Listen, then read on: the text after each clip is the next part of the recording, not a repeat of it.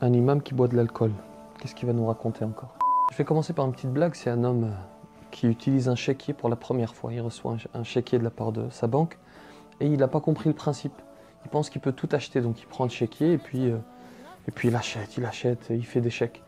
Évidemment, quelques jours après, il est contacté par la banque qui lui dit « mais c'est une catastrophe, vous avez une dette de je ne sais combien de milliers d'euros ».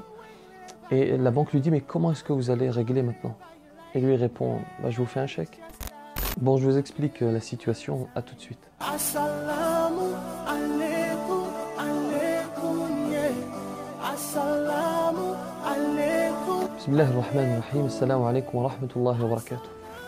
Il y a une nouvelle mode depuis quelque temps qui est celle de critiquer les imams.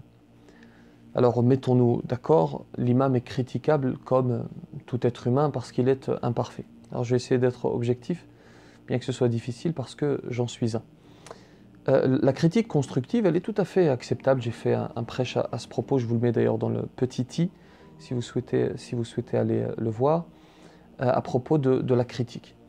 Lorsqu'elle est constructive, pas de problème. Je parle de la critique qui va dans l'excès, qui a pour but de nuire à l'imam.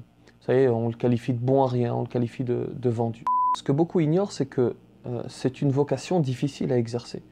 D'abord, il faut faire un certain nombre d'études, ce qui est tout à fait normal, comme pour n'importe quelle vocation. Et une fois que vous l'êtes devenu et que vous exercez dans une mosquée, eh bien, ce n'est pas simplement, il ne s'agit pas uniquement de diriger les prières. Dans l'imaginaire collectif, l'imam, il est là, il se met devant, il dirige les prières, il fait le prêche, et ça se limite à cela. En réalité, c'est beaucoup plus profond que cela. L'imam, il est celui qui se met devant, il est celui qui est exposé, il est celui qui répond aux questionnements des fidèles, il est celui qui vit un certain nombre de situations. On lui rapporte un certain nombre d'histoires, on lui demande conseil. Vous savez, parfois il y a des histoires qui nous empêchent de dormir. Il y a des situations qui sont tellement complexes, qui sont tellement ubuesques, qu'elles nous empêchent de dormir. Et nous, alors je parlais de critique tout à l'heure, il est tout à fait naturel qu'ils la vivent, cette critique. Mais il serait bon que nous mettions un peu de bienveillance d'abord dans nos critiques, et puis que nous mettions un peu de bienveillance de manière générale vis-à-vis de l'imam, parce que cette difficulté, l'imam l'a hérité du pays d'origine.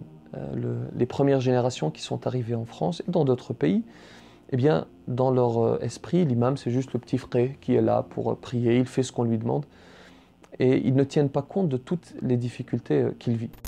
Vous allez comprendre là où je veux en venir. Simplement, avant de passer à la suite, j'aimerais revenir sur un terme, le terme « vendu ».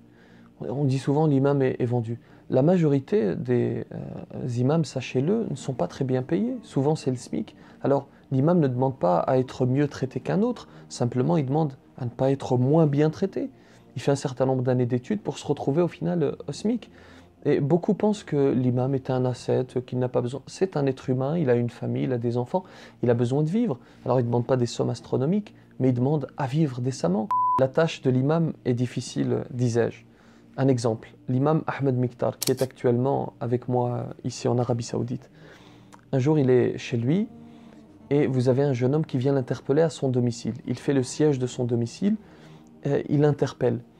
Il a un problème et il demande de l'aide à Si Ahmed alors qu'il n'est pas à la mosquée, il est chez lui, vous voyez. Ça me fait penser à un ami médecin qui me racontait en me disant qu'il avait son cabinet à proximité de son domicile. Et même le dimanche, vous aviez les patients, trouvant évidemment le cabinet fermé, qui passait directement chez lui. Dimanche, c'est son jour de repos et malgré tout, il passe chez lui. Donc là, le jeune homme vient interpeller l'imam à son domicile. Et puis l'imam Ahmed descend et il constate que ce jeune homme est en état d'ébriété. Et il a bu de l'alcool. Et le jeune homme lui explique, il lui dit « j'ai des problèmes avec ma femme, elle m'a mis dehors, est-ce que tu peux venir avec moi pour essayer de discuter avec elle ?» Et donc l'imam va l'aider malgré tout, alors qu'il est en état d'ébriété, il est là pour l'aider, pour l'accompagner, pour son bien. Et donc il l'attrape, vous savez, il titube, il l'attrape pour qu'il ne tombe pas. Et ils avancent tous les deux et le jeune va faire tituber également l'imam Ahmed. Et donc tous les deux, ils vont avancer en zigzagant, comme si les deux avaient bu de l'alcool. Ils vont passer devant un groupe de jeunes, et le groupe de jeunes va penser que l'imam Ahmed a bu de l'alcool. Ce qui est faux évidemment, et Si Ahmed d'ailleurs va les interpeller et leur expliquer. Voyez-vous, il ne faut pas se fier aux apparences. D'ailleurs, Si Rachid El-Jay avait raconté une histoire similaire, je vous mets le lien si vous souhaitez regarder la vidéo dans le petit i. Pareil, ça m'est arrivé, j'étais dans un hypermarché, et j'étais préoccupé, j'étais pris dans mes pensées, et je passe par le rayon alcool. Je ne me rends pas compte, simplement je devais aller de l'autre côté.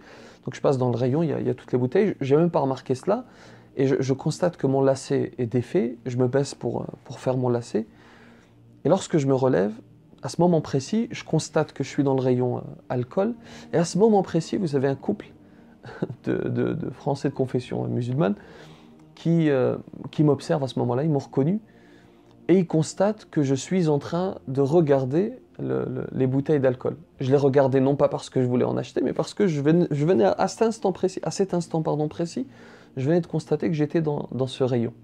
Donc c'est pour cela, il ne faut pas se faire voir, il faut pas se faire avoir par les apparences. Il faut que nous mettions cela en pratique, parce que la théorie c'est simple. Et ne jugeons pas, c'est facile à dire, encore faut-il l'appliquer. Qu'Allah subhanahu wa ta'ala nous guide et qu'Allah subhanahu wa ta'ala nous accorde de ne pas juger nos prochains. Que la paix soit sur vous.